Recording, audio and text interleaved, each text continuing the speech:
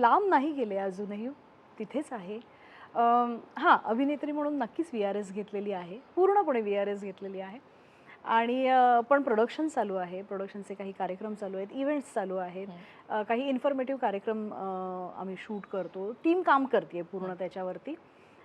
मी सध्या प्रोप्रायटर म्हणून अस्मी प्रोडक्शन असं छान एंटरटेनमेंट एक कंपनी चालवते.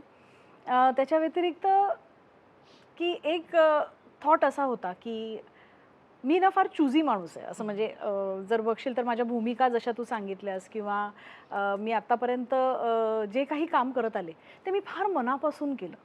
त्यामुळे कदाचित मला जे काम नाही आवडलं ते मी कधीच केलं नाही.